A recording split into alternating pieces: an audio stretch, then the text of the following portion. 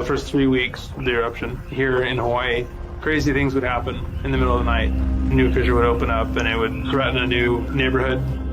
Thousands of people were evacuated from their homes. I started the Hawaii Tracker Facebook group to help people understand what's going on and get their questions answered. Hey, how's it going? We're live. This is Fissure 20. We had hundreds of people all throughout the neighborhoods sending in videos, articles, and images. We spend a lot of time making sure the accurate information gets out. This is live. There's still lava moving. They weren't just sharing a story, they were helping their neighbor. If a family was being evacuated, the group would just jump in and help out. So it was huge. They were watching out for each other. Hello everybody, thank you for coming. Thank you for the support from everybody. As we go through this, we're growing closer together as a community. When tragedies like this strike, you really realize how much you need each other.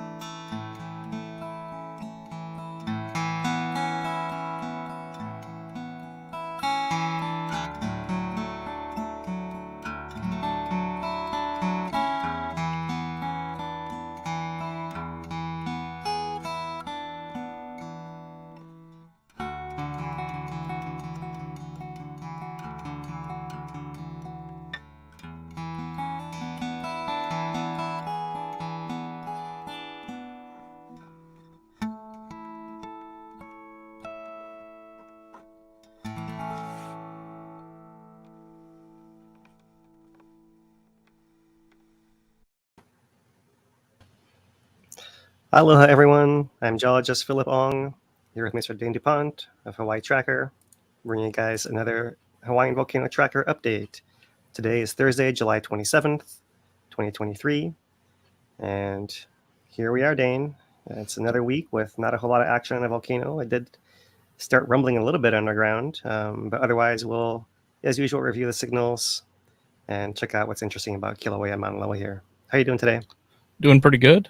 Yeah, not a whole lot going on, kind of nice getting a little reprieve after the storm came through and, the excitement of the past, year of eruption. But yeah, it's in that point right now where we're watching and waiting. Yeah, sounds good. So we'll go through the update as usual today here. We are, just so everyone knows, testing out a little bit something different in the back end here. So let us know if you have any issues with our audio or video, or drop us some extra comments to let us know that you guys are all here connected with us and everything is going all right. Especially audio and video, that kind of thing is what we're interested in today, if you have any feedback on that. Anything to say on that thing before we get started here? Yeah, same thing as normal. If you have any questions as well as the comments about the audio, just drop them in the chat and we'll get to them at any questions at the end and try and make any adjustments as we can as we roll. Sounds good, man. So let's see here if I can figure out how to work this thing. We are going to transition ourselves here to a slightly different layout. I there and here, and there's a few steps I got to take here, and then that. All right. So there we go. Oh, and I think this one as well too. So here we have a live look in on a USGS YouTube channel. This is the camera looking in at Magma Kilauea caldera. We're lucky to see a little rainbow coming across the screen right here. But yeah, that looks like it's going pretty well. So all right, now that we've done a couple of initial checks here, I'd like to share with you guys. This is this week's Hawaiian Volcano summary. Here's a live look in at Kilauea. It's all quiet on the surface. A little bit of degassing still happening up there, but no lava visible for over a month now. See it panning around, a nice little rainbow in the foreground there. But to summarize what we have happening in the volcano, we have here showing you guys this map of earthquakes over the last week from USGS. And of all this activity, the summit activity is the most relevant. You see there's nothing happening in the rift zones, no concern for any activity in the rift zone. But zooming into the summit here, we do see that there's been an extra cluster of earthquakes that has arisen up here in the south caldera area and within the inner caldera itself as well. So a couple of earthquake flurries, small kind. Largest event might have been a 2.7 for the first day. There's a second flurry sequence happening right now that has a largest event of 2.3. And that is about it right there in the volcano. So last week we had no earthquakes whatsoever. The volcano was inflating. This week it's still inflating. The earthquakes are starting up. They're not continuous and steady yet, but they're beginning there. That's one more step in the progression of this thing towards this heightened unrest. So to finish the summary here at the upper part of this graph, this is the past month of earthquake rates and depths on that Kilauea map. And you can see here, earthquakes per day on the left. The highest value here is close to 70 earthquakes per day on the 22nd, which was earlier this week. So we have that higher than the background level, which has been in the range of 20 to 40 earthquakes, maybe averaging 30 or so throughout this whole earlier period. There is this one anomalous reading here that was back on the 16th. There was also a bunch of earthquakes, but I've included here the second panel. That's depth against time, same amount of time here, that same month. So you can see that this earlier spike of earthquakes actually corresponds to a flurry down in the deep Pahala region, deeper down, that is also showing up on that map. Pull it back over here in this area over here on the left. So that's showing that the feeder to the volcanoes is still very healthy. Magma is still coming in from depth, and as it collects in the shallow areas, it feeds the earthquakes in this shallow band up in here. So this sequence right in here is what's actually being picked up as this elevated earthquake signal that really peaks in the 22nd here. Somewhere close to 70 earthquakes over the course of the whole day across the whole area, so maybe more like 60 in that summit region. And since then, it's petered back down again to these average values of around 30 or so, right? So we'll see what happens today because there are earthquakes still ongoing as well. It's not quite clear if it'll ramp up or not, but that just shows that the earthquakes are once again coming back on Kilauea, showing magma coming into the volcano, inflating, pressurizing it, injecting into that subsurface web of magmatic storage. And at this point, being able to relieve that pressure and back off, and the earthquakes die back down again. So the next stage of this whole evolution would be if the earthquakes pick up and then stay elevated and keep rumbling for a while, then we'll know that it's actually feeling closer to an eruption. So we're not quite there yet, but this is one step towards that, showing that these small flurries happening in Kilauea. Mauna Loa is still quiet. Not even any earthquake flurries to speak of, so we won't even show anything for that today. And that's the Hawaiian Volcano summary for this week. So, all right, let's move on from that to what have I got here next? The gas. So let's go to the hazard summary and show you guys the VOG mapping project, VMAP forecast for this week for the VOG on island. So the emission source is Kilauea right here, but it's only putting out 107 tons per day. So really see hardly any color. You see a little bit of this gray haze of where the actual lowest levels of what kind of gas are drifting, right? So it's in an envelope like this over here to the west. However, in local areas, maybe if I zoom it in enough, you might see there's a little patch of yellow pops up around Volcano Village area, maybe down here a little bit like Kapapala Ranch. But so there can be localized effects. They're still putting out 115 tons per day. That was measured on the 22nd as well. So Those are not very big values for the volcano. It's fairly low background, actually. But for people who live nearby, it can still be very impactful. So not to downplay that, it's still happening all the time here out of Kilauea. And Mauna Loa, perhaps a little bit as well, but it's so far upslope that that's not really affecting anyone at this point in time. So it's really just Kilauea as the primary volcanic hazard right now. So that's the forecast. And here we have the Purple Air Citizen Science Monitoring Network showing this range of measurements all in a green across the island. So it looks to be pretty good right now, which is not going to be the case when eruption does resume. Hopefully that happens later and sooner for everyone's sake here, but that is the volcanic hazard summary. So now we'll go to the monitoring, and let's start off here just by showing you guys the USGS HVO weekly update. This was issued on Tuesday 25th, a couple of days ago. And just to summarize it, not a whole lot of change. Volcano is not erupting. It paused on June 19th. No lava flowing in the crater floor. No significant changes at the summit or in either rift zone over the past week. So last measurement of SO2 was 115 tons per day on the 22nd, as we mentioned, and otherwise no active lava, nothing else mentioned. No real change to detail within here that's new. So move on from that and keep going to show you guys. The first thing is this map that was released. So we talked about the maps and the volumes a little bit last week, and we have a follow-up map came out, which basically tallies the entire eruption from June 2023. And so now we have, if we look in here, the map volume area doesn't change a whole lot, right? It's this area up in here. That's where the lava covered most of the crater floor. That's largely unchanged here.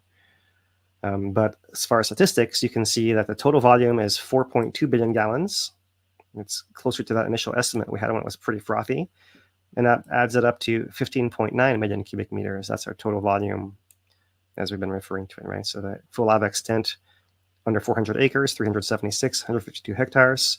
And the total rise for that whole eruption was 36 feet or 11 meters or so. Right? And that places it now at 2986, just shy of 3,000 feet above sea level, or 910 meters above sea level, in case you're wondering. And so we'll look at the implications of that here shortly, update our graphs. But we do have this new cross-section put out by the USGS. Mahalo for them doing this. This is something people always appreciate. So up in here in yellow, this is the before 2018 collapse cross-section profile of the crater. So the crater was really right here, there and there, right? Whereas now it's more a little bit wider, something like that inner crater. But once it fills that last little lip, then it has this much wider area to this eastern down drop block all the way over here to fill in, right? That makes it much larger than that previous crater we had right there. So that's why as we go up and fill it in more and more, even now we're having lesser thicknesses accumulating because we have further area to spread it across right in there. So this is where it all started. When it collapsed down to this black line down in here. Zoom in back in here. This blue line, that's the fill of water that occurred between 2019 and 2020, which was all vaporized when the December 2020 eruption began. And that lasted till May 2021, and that filled the lava up to this point of the crater right in here. Right? So that's that initial first eruption filled a lot of that area because it was so skinny at the bottom, basically. And then the second one was pretty long lasting as well. So it fills up another big chunk here, right? That's from the 2021 and 2022 eruption. Total depth of 1,214 feet to add to the 741 before that, right? Just a big volume is being added. And then the last couple here, January to March 2023, the total, so yeah, this is adding the total depth from before, yeah. So you might have something like 500 here in the second pulse. And then you have 40-ish, 39 in this third pulse. And finally, you have 11 in the final pulse right in here. So in cross-section, the uppermost orange line, that's the latest depth that we have filled. And you can see the last three lines on the top are pretty close together, just showing how thin those eruptions have covered that crater floor recently compared to the first two that we had. So pretty cool stuff there to update our statistics. Mahalo to the USGS once again. And we can now update our maps a little bit more properly. So here we have all 4 of the eruptions plotted on. This is a total volume map over here, total volume days into the eruption. So our second eruption was the longest lasting over here. The one we just had is in green. It shows up right in here. It's really hard to see. Right in there. We can go to blow up more and test out the lag on here. All right, so there it is right in there. It's kind of hard to see that, obviously. So yeah, we'll move it on to this next plot here. That's showing a little bit more zoomed in. So I've cut off the whole right side of the graph over here, right? Just so we can see the inner part. And so there is the purple and the blue, the 2 longer ones. And here's our green one right in here. And so maybe it's more useful to compare it not to the 2 long ones, but to this other one that was the most recent one prior to June, January to March 2023. That was this red one right in here, right? So that one only reached a total of 16.5 million cubic meters compared to the one we have now. So you see the one we just had now actually came up at a higher rate earlier on, but then it fizzled out faster. And so that means that ultimately this 15.9 is actually lower than 16.5, right? So our most recent eruption has the lowest volume by a little bit, and also the shortest duration, although it did come up not the slowest, if that makes sense, right? So that's what makes this one unique here. It's the smallest volume and shortest duration thus far. If we look at the rates over time, because now we have that full volume, we can compare the rates. Our green is, so our typical pattern you see is you start at nothing, you spike really quickly, you drop back down, and then you plateau out. That's what we see in most of the eruptions when we have enough data, especially. So we see the two bluish ones are showing that signal. The red and green one didn't quite last long enough. The red lasted a little bit, kind of tail off a little bit before it cuts off here. Oh, looks like I've lost connection to my camera. Yeah. Be right back. We're having some technical difficulties. But yeah, really not a lot going on. It's interesting. I'm glad that they were able to put out that map, the USGS map that we just looked at with the cross section. The thing's great to have, and we get to see at the very bottom the old water lake that existed a few years ago. Welcome back, Phil. Thank you. Yeah, I'm not sure what happened there. I was able to hear everything just fine, but camera just cut off. So here we are. All right. So yeah, there's that green right in there, and then once again I'll zoom it in to make it a little easier to see. And hopefully that's easier to see. It's still probably kind of small, but there's a beginning sequence, and our 2 blue lines go off the map. And we really don't have any data, right? We only have 1 data point here and 1 data point here with the green line, most recent one. And we went the eruption prior, we only had a few points as well. So these things may well be spiking higher, coming down, and dropping off like the others. We just don't have the resolution to see it exactly. So instead we have these little bumps, and we can see that the peak rate we have measured integrates a good amount of time. So it was only 21 here, and final measurement of 6.6 before it actually shut off. The red one, you can see, dropped down a lot further than that before it actually shut off. So once again, it's just pointing out the differences between this most recent eruption and the ones prior. And the final thing to update is this plot over here, which I was showing December 2020 to May 2021, September 2021 to December 2022 here, and the second one over. This is earlier this year, January 2023 to March 2023, and then the last month over here on the right, June, right? So blue is repose, how long since the last eruption. What I've done now is I've added this big number, which is following the 2018 collapse, right? A big period of time before 2020 came around. And by doing that, we then have duration in red, how long it actually lasted in days, how much volume it put out, million cubic meters, and the fusion rate, average diffusion rate for the whole eruption there in green, right? So overall, the 3 prior eruptions had a similar eruption rates at 3 cubic meters per second, more or less there and there. Whereas this one, because it got cut off abruptly, it was closer to 15 or so right in there. I also have in here a couple other measurements on the right side. One that's in orange, it's a volume divided by repose, right? Just showing how much volume we filled in based on how much time had passed. So in 2018, we'd had a big summit collapse. So that one's definitely an anomaly. It's showing less than a 1-to-1 there. Although in all the other eruptions, you can see that we've actually had something like 10 times the volume coming in, right, to the actual number of days we've had more or less, right? So just basically showing the filling rate between eruptions was kind of the same, and it actually looks like it's lower all of a sudden here. And that's kind of the interesting thing. And the final bar here on the right is the duration divided by repose, right? This basically just means, did it have more days erupting than it had prior to the eruption since the last eruption, right? And you can see that the last two did. Right? The actual eruption in the last couple of times lasted between 3 and 4 times longer than the pauses that preceded them. This one did not. It was basically very short for how long it had to build up. It only lasted 12 days after like a 90-day buildup or so. And that's more or less on a scale of, I was trying to get something close to it back 2018, where it actually went to those close to 3 years, right? 2.5 years before putting out, what was that? Like a 6 months-ish long eruption, 7-month eruption. So just some summary there. And really the point of this is not to take home any of these hard numbers, but more to kind of compare and contrast different eruptions by having different ways to analyze them and perceive them here, right? So that's the map information we have, and we can go more to the monitoring data of the eruption right now. So doing that, here we are 2 days summit tilt, which just shows you a straight line going up. So we zoom it out to the last week right here. You see it a little more clearly. There's the last 2 days. It's just this section. You can see it's too far zoomed in to see any of this nuance and details of these slight up and downs that we have, a little inflation, deflation trends happening here. And overall, it looks like there was a little bump, but pattern is fairly, what's the word here? Convincingly upwards for the last week. And when we see the last month, it'll be similar as well.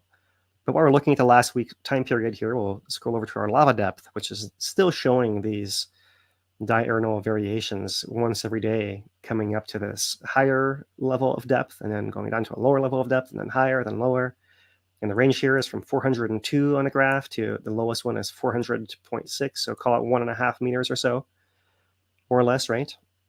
And this has been something that's not quite clear exactly what's going on, but I thought I'd compare this to the temperature readings. So I got the temperature gauge from a national park visitor center here and put this up at about exactly the same time and captured both graphs.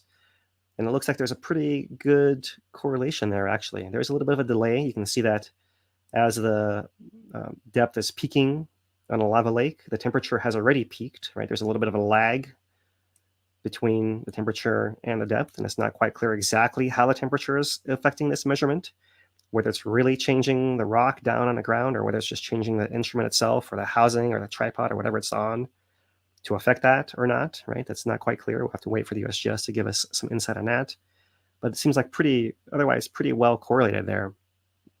And here at the very far right end, you see temperature has been coming up today, and this was a few hours ago, and with a slight lag, so was the lava depth as well. So it's really curiosity there. And that's just what we can say is that it seems to be something tied to the temperature, not quite clear exactly what, but it doesn't seem convincing yet that this is actually a real signal of the actual crust undulating up and down based on temperature. So we'll await more information on that. And for now, call this part of the background still today. So if we zoom out from that last week, now go to the month timeline. Here's a last month of lava depth. So those are little variations all in here, little ups and downs right in there. That's what we're looking at for the everyday swings. Here we have where the tropical storm came through and had a bunch of extra rain that put some extra noise in the data. That's all just scatter from the laser. So overall, the pattern we have to look at is really mostly a flat one. And if anything, it's slightly decreasing here, which is what you'd expect as the thing cools and contracts a bit. So you can see that the next panel down is summit tilt, ground tilt. And this thing, when it rises up, it means the volcano is swelling with magma and it tilts the ground outwards. So over the last month, we see that pretty steady upwards here. The units of measurement are microradians. If you've heard of degrees in radians, this is radian except a microradian. And we're going from -7-ish to +7-ish, right? So we're looking at 14, 15 microradians over the last month, which is still significant, still good rate of climb here, showing the volcano is definitely swelling. And it wouldn't be surprising to see it quake more and more and more as time goes on here, because it is swelling fairly nonstop here with these little fluctuations, which are possibly also part of the background there. And you can see that the tilt, this inflation, is not having any effect on a lake depth. There's no connection to the surface anymore, right? It seems to be just cooling passively now on the surface there. Okay, so this upper station is the summit of the volcano, but we also have another instrument, the tilt meter on Pu'o'o, on the east rift zone, middle east rift zone there, and it's showing a fairly steady downwards deflating tilt, right? So this is just to point out that that zone of inflation is still bounded within a summit area. And this one bump you see here, that was also a tropical storm rain, we believe. Otherwise, the pattern is that steady downwards the entire time. And so really contained to the summit area. We'll see that once again here coming up. But to finish off the summit area here, the SO2 measurement, most recently at 115, is right there. So it's very low, all within its range of 180 to 90 within this graph. It's all background. Everything in this plot is all background. If we were to plot it out, it would all be a flat line essentially compared to the eruption level. So nothing really to see there. It's just low value still ongoing, as we mentioned earlier in our hazard update.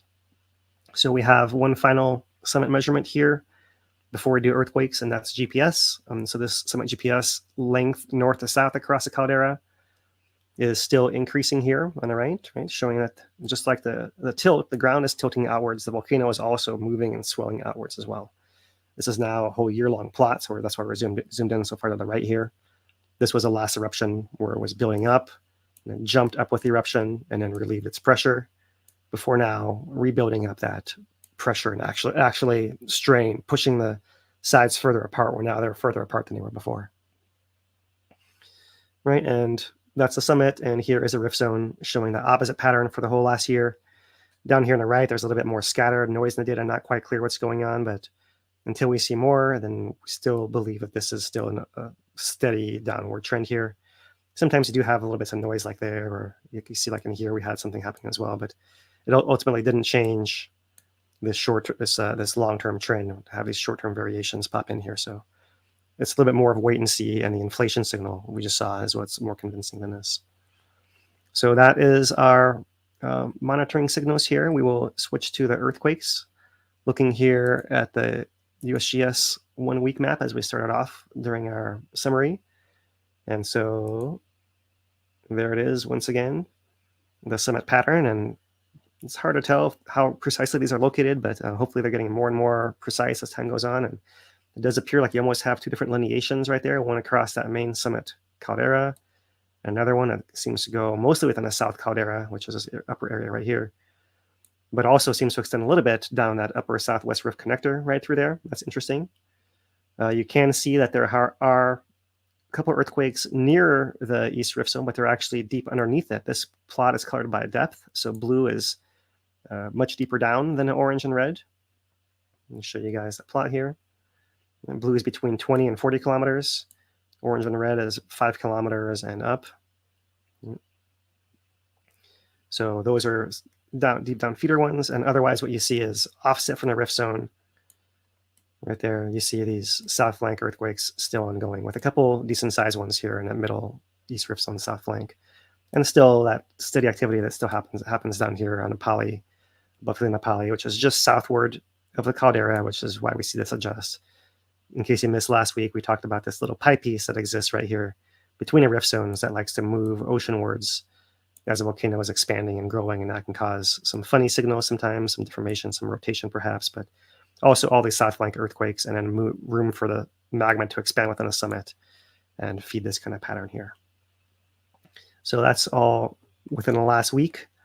In cross section, you can see a little bit more easily here. There is those deep events under the rift zone down there, right there. Whereas you actually can see the shallower stuff for the southwest rift right there. It actually is a little bit deeper earlier in the week, and then it actually steps up. Oh, I'm sorry, this is still a cross section, right? So here, this is the stuff further west. So this is a summit area here, and maybe this stuff, and right through here, and then further east, which I guess is all the caldera and this south caldera area right through there. That is what comes in this cloud right over here. So let me zoom it back out again, and okay, so then these ones are the deep rift zone earthquakes right over here. That offset the Pahala ones, they're off in this direction over here. And so looking now at depth and time, This is what I thought I was looking at earlier. I got a little confused. So here we have that first flurry of earthquakes coming in earlier in the week. And the second one that was earlier today, that seems to be petering out here already by the looks of it. And what you can see from this is that this does not correspond to the deep earthquakes. So deep earthquakes are actually a little bit quiet during that earlier flurry. You have a little bit of an in-between intermission here between these two upper flurries. You have a little bit more down in Pahala, and then the surface area picks up once again. So actually interesting little play dynamic with the play from the deep earthquakes to the shallow ones. It's never been clear if there's a real connection and a timing there, right? It's just interesting to see that it appears like there is something for once here, but that's rarely the case. So it may just be a random coincidence here. So that whole plotted on our earthquake map looks like this. So there is that broad rise from earlier in the week, and then today we're likely to end up with not nearly as big a bump, but we'll see if that continues or not here. So looking at the whole last month, zoomed out once again. There it is. There's that recent swell right through here, and maybe we'll see an extra bump coming up through here. And this is what's above this background level we pointed out at the top of the broadcast here, with that one exception down in Pahala, right? That area down in here, which corresponds to this flurry right in here. And so now we're looking at the map. The depth time for the 1 month map here. So here is our recent seismicity popping in on Kilauea's shallow area, right? So maybe make it a little bigger to make it easier to see there. But so a clear difference between what you see left of this line and to the right of this line right there, right? This is what we're talking about with this seismicity picking up here over the last week. So yeah, definitely moving towards something, not doing it very fast. For context, here's a whole last year of earthquakes. And so here we have our most recent build up to eruption. When eruption begins, the levels drop off significantly. Here's the one prior to that, ramped up and then dropped off significantly. So here we are still in a drop-off area. And for finally here in the bottom right, there is our last week of earthquakes finally showing it's starting to elevate a little bit more. Right? So it has a long way to go before reaching levels anything like this or like this. But it's certainly a noticeable step up from what we see over the last few weeks here, right? And not to say that's going to continue going up, up, up, up, up. It could go up and then down and up again and down again. We'll have to wait and see and hang on for the ride and see how it actually plays out here. But that's the context. It is a little higher than before, as you can see right there in the earthquakes. Okay, so we'll move now to the island-wide earthquakes map, where you see there are some background events here underneath Mauna Kea. 12 miles down, 13 miles down, 6.5 miles down, 18 miles down, all kind of settling earthquakes underneath Mauna Kea, as are these other ones offshore. 26 miles down at Lapahoehoe, 2.5. There's a 2.0, 21 miles down. Offshore to the west here, 3.1 at 24 miles down. These are all settling ones. There's even one down here off the southeast part of the island. This one's at 23 miles down. It says 18 miles southeast of Leilani Estates. So don't be fooled by seeing Leilani Estates on here and think it's got anything to do with the eruption side. It just happens to be a point of reference that's far offshore, closest to that part of the island. So then if we come in a little closer, Mauna Loa, pretty quiet. There has had a couple events. There was a 2.3. These are deep ones, 23 miles, 25 miles as well. And then a little shallower, 1.8.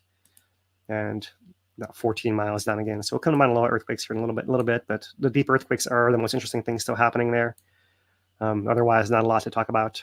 But focusing more on Kilauea over here, Pahala, we'll wait for more information as well.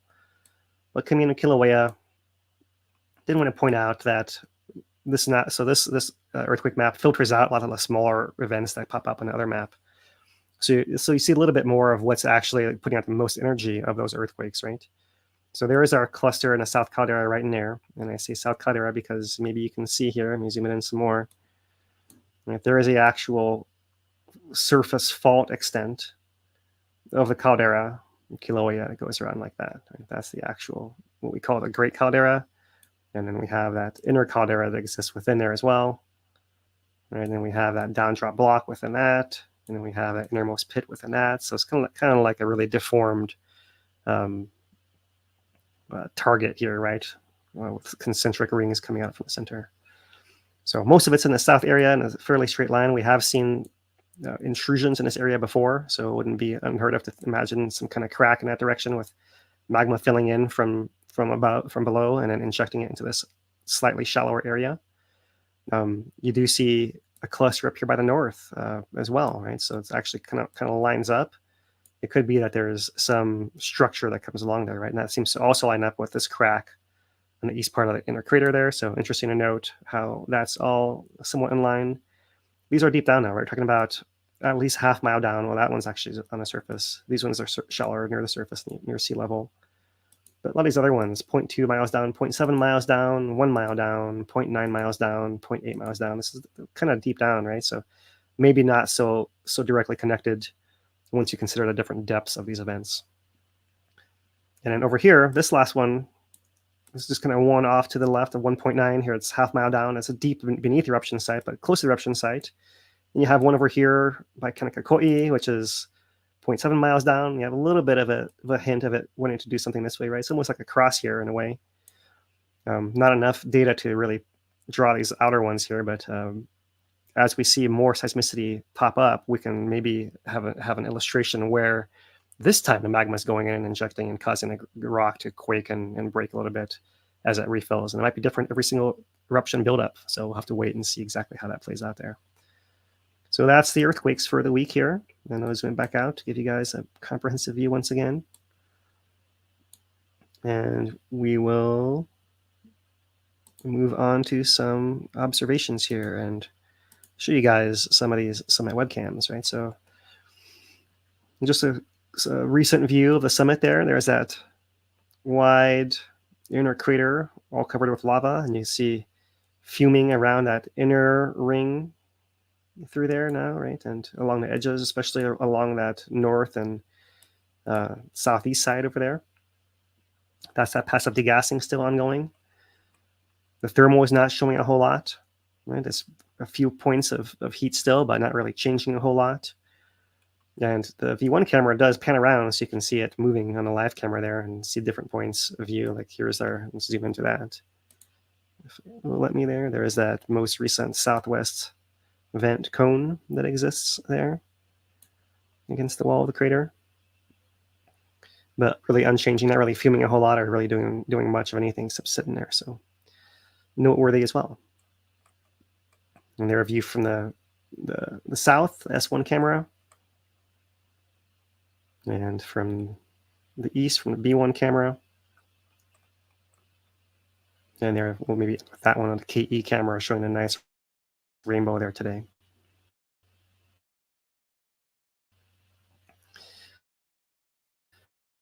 All right, so that's some of the visuals that we have. Photographs have been released by the USGS this past week. And let's see.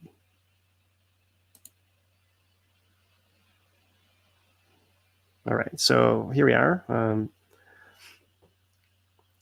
The photo release relates to the USGS collecting ground-based magnetotelluric data, MT data. We talked about this a couple weeks ago when we talked about the helicopter schedule announced for the national park. The scientists flying out to do this. So here we have a couple weeks later the photographs of that excursion, that deployment here. So there is the helicopter parked on lava flow, and the technician here running a bunch of different wires. You see he's kind of got a cross of wires coming into him, and he's getting everything all connected in there. And our caption, USGS geophysicist measures contact resistance on electrodes at a temporary magnetotelluric site. The electrodes require electrical contact with the ground and are buried in shallow holes about the width and depth of a spade head. Data collected by the instruments will help image the structure and fluids beneath the surface of Kilauea, and permitted by the National Park and funded by additional Disaster Relief Act. So that's that first image there. I'll show you guys another one here. You can see there's a spade planted in the dirt up in there.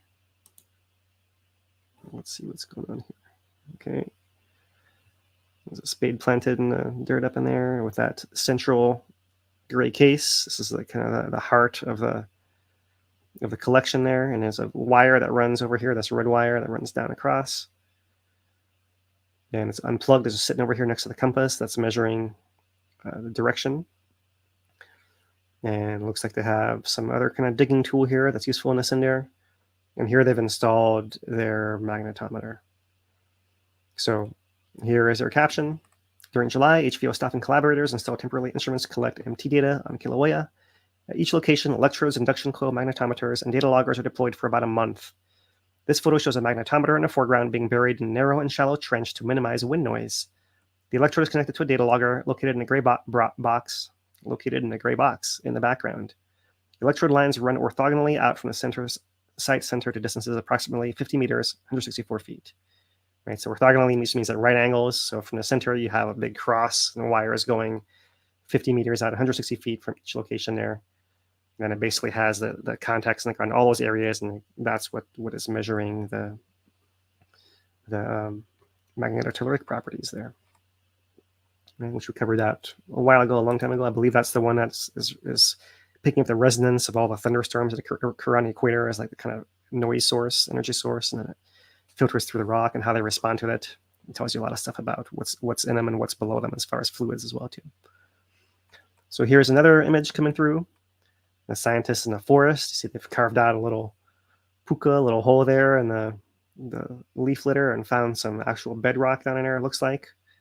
As far as I can tell, I see they must need to level it, at least in the vertical, right? And measure the orientation, align it somehow so they can then interpret the data after the fact, after the collection. So here they are, captioned, deploying temporary instruments to collect ground-based MT data to image the structure and fluids beneath the surface of Kilauea. This photo shows a scientist checking a magnetometer at a site. Comparison of similar data sets collected prior to 2018 and a summit collapse at Kilauea will highlight any changes. And I think there's one more. Yeah, one more. Scientist deploys electrode at temporary site. So you can see several different technicians here, scientists, a big deployment here, a lot of support staff coming in. And here they are, once again, during July, MT sounding. At each site, electrodes and wire coils buried at shallow depths will passively measure the EM energy generated by lightning strikes around the equator. The electrode is encapsulated in a canvas bag filled with bentonite, and water is poured in the electric hole to improve the contact resistance. And it comes back to the volcano watch that we discussed this some time ago here. So that is the visuals on Kilauea here. And with that, we will keep going over to Mauna Loa. And let me scroll this up and put the right title for you guys on here. Mauna Loa monitoring. And at the top, we have 1 month summit tilt, Mauna Loa. So the pattern of Mauna Loa has also been of inflation, still going up. We had that following the storm, a little drop down here, but it seems like it's recovered as we expected. So nothing surprising there. It's basically still gently inflating without the earthquakes, because here's the earthquakes over the last month, earthquakes per day. The maximum value over the last week looks like 5 in a single day. That's very, very low. Over the whole last week, it was around 9. So it's really quite low.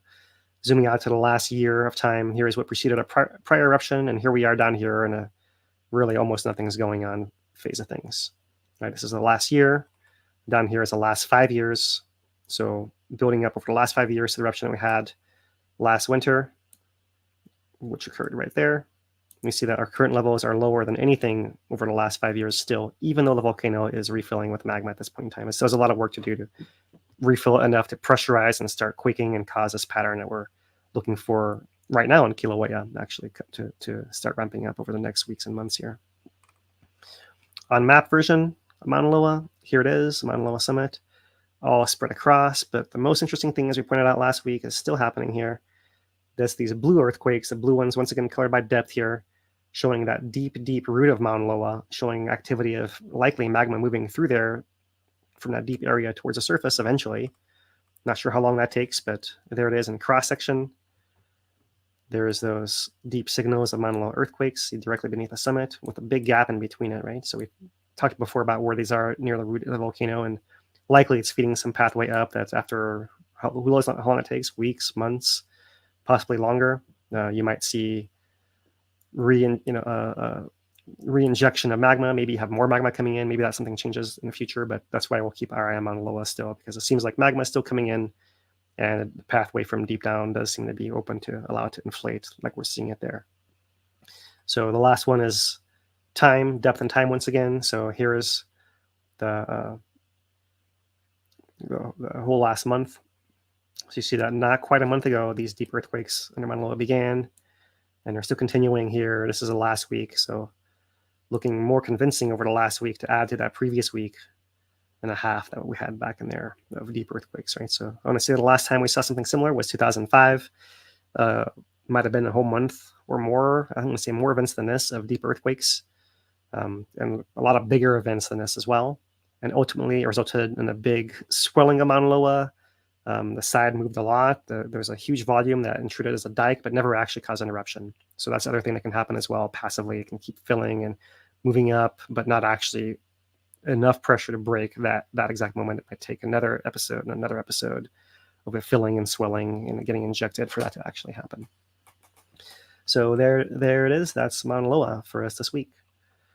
And what have I got next here? I got Volcano Watch is how we're going to finish off today. So this week's USGS Volcano Watch, pretty interesting. Monitoring Kilauea with ocean noise. And looks like I might have lost Dane here. Hopefully he'll be back. All right, so I'll just keep going here. Volcano Watch monitoring Kilauea with ocean noise. Let me just pause a second and send him a message, make sure everything's good there.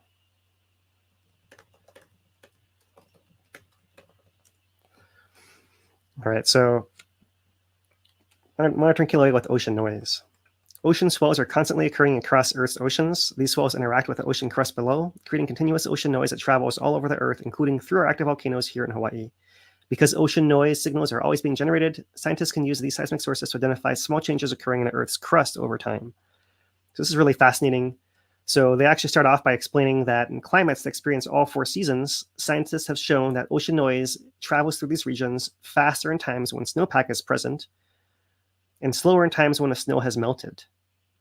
The winter speedup is due to the overlying snowpack compressing the subsurface and closing any fractures below it, right? So the bottom line is when snow thaws, the surface is no longer compressed, the fractures open, and the snow melt percolates into the system, causing the ocean noise to travel through these regions more slowly in the spring and summer months. All right, welcome back, Dane. Looks like you're here again. Yeah, internet crash there.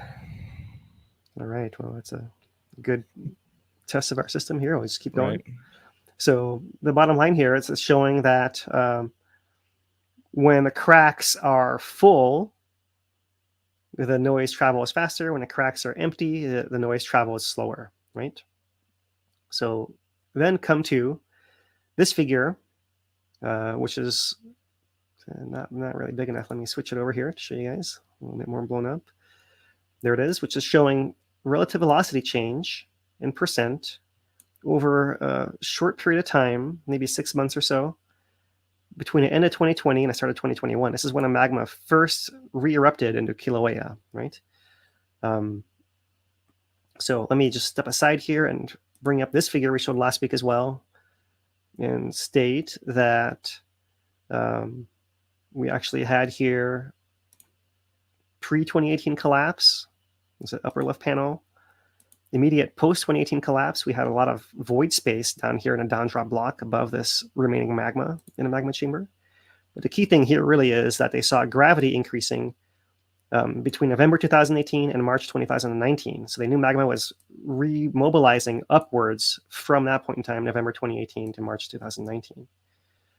But there was no ground tilt, no inflation at the surface there. That began in March 2019. They started to see inflation and ground tilt at the surface. So that's what this graphic actually shows. So remember March 2019. Now we go to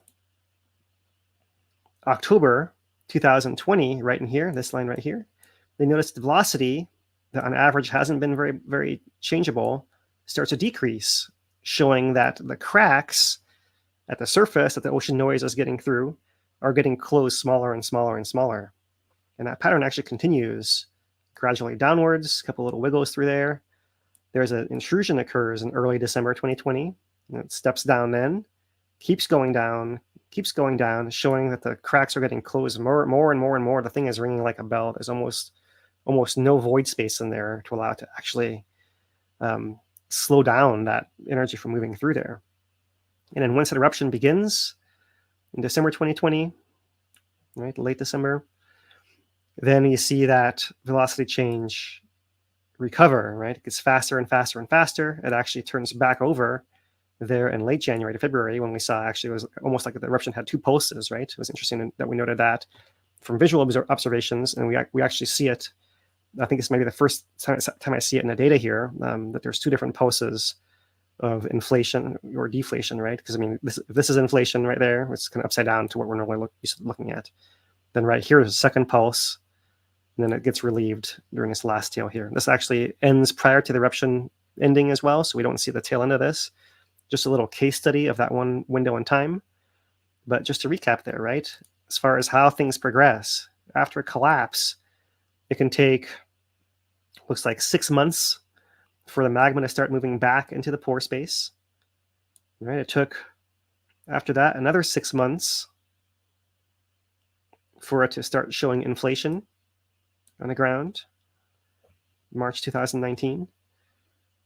And then it took another year and a half for it to actually get to the shallowest part of the surface where it started showing velocity decreases and to finally erupt in December 2020 right in there. So it's a long process. There's a lot of different phases to this progression, right? That's kind of why I wanted to phrase our current activity of earthquakes the way we did.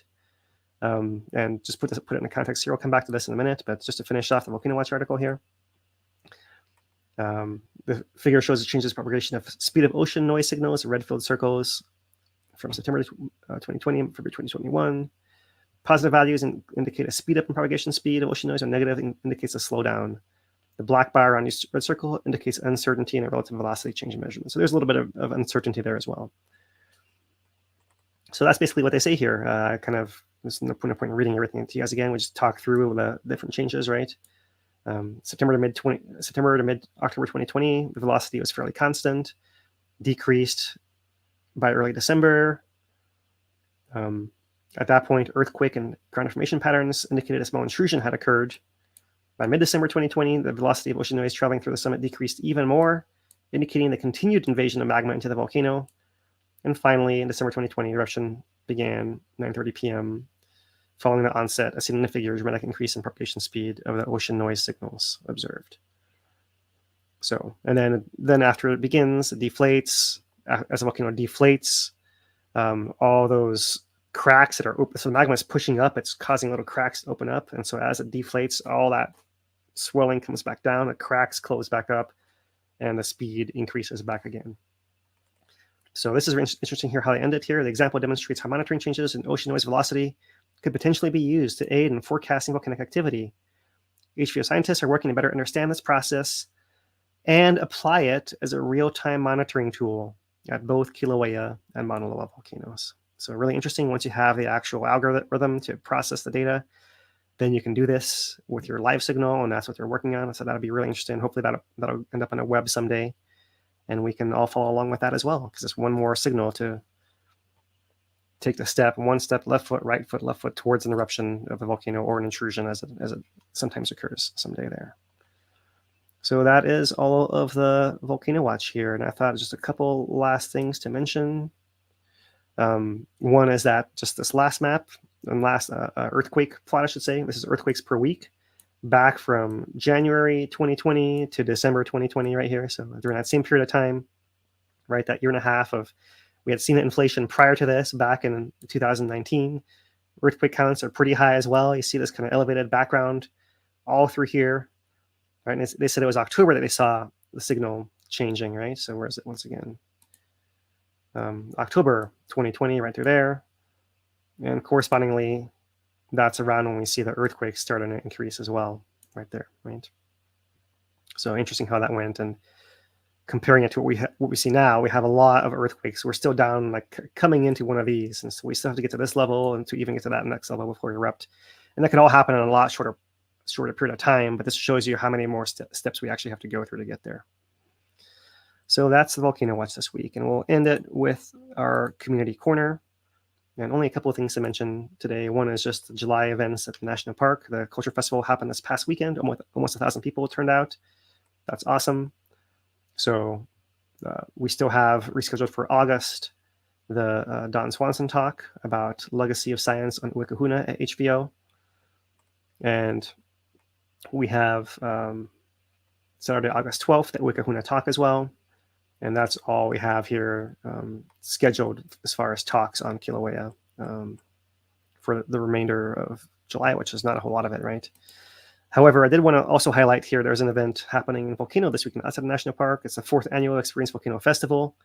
They are having the festival with live music and culture demonstrations and lots of crafts, lots of restaurants open and craft booths as well. And they're also having a half marathon on Saturday along with that as well, right? So all kinds of different sponsors in the Volcano area. Golf courses reopened up there. There's orchids, all the food. Yeah, so all kinds of stuff to check out. You can check it out at experiencevolcano.com if you want to check that out for this weekend as our only last community event here. And with that, Dane, I think we are ready. Yeah. I think we just got to switch your cam. There we go. There we go. All right. Yeah. So thanks everybody for tuning out. We rely on viewers like you. The likes, subscriptions, shares, all that stuff really does help in the grand scheme of things with the algorithm on the YouTube and Facebook and making sure more people see it, stuff like that. So we appreciate that. We did have a question here for you, Phil, if you want to try that one out. Yeah. Let's see if I can bring it up. All right. This question, it doesn't say it, but this question was from Dave. He asks, why is Holly Mau Mau considered its own entity within the Kilauea caldera? Second dumb question. Is it out of the norm for earthquakes to be showing up all around the island? So 2 questions there. Well, so the first one, is it its own entity within Kilauea caldera? That just comes down to the history of the place when people came and saw it and named different parts of it. So it's not just the inner crater, but all the high points on the caldera rim have different names as well, right? So it's really just the history, right? I mean, the history is interesting, I think, because the place that's called Hale Ma'u Ma'u has had a lot of different ways it has looked over even the short time people have been here. It's looked very differently. Right. So that's basically it. It's an inner pit that often forms over and over and over again. So it's kind of fed by the same system as the greater caldera, but it's the area that's the most active most recently. And that's why it's given its own name there, right?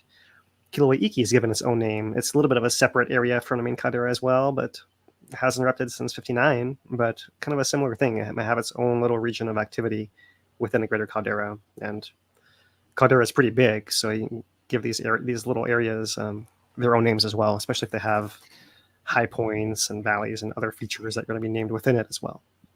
So that's the first question. The second question, is it out of the norm for earthquakes to be showing up all around the island? Along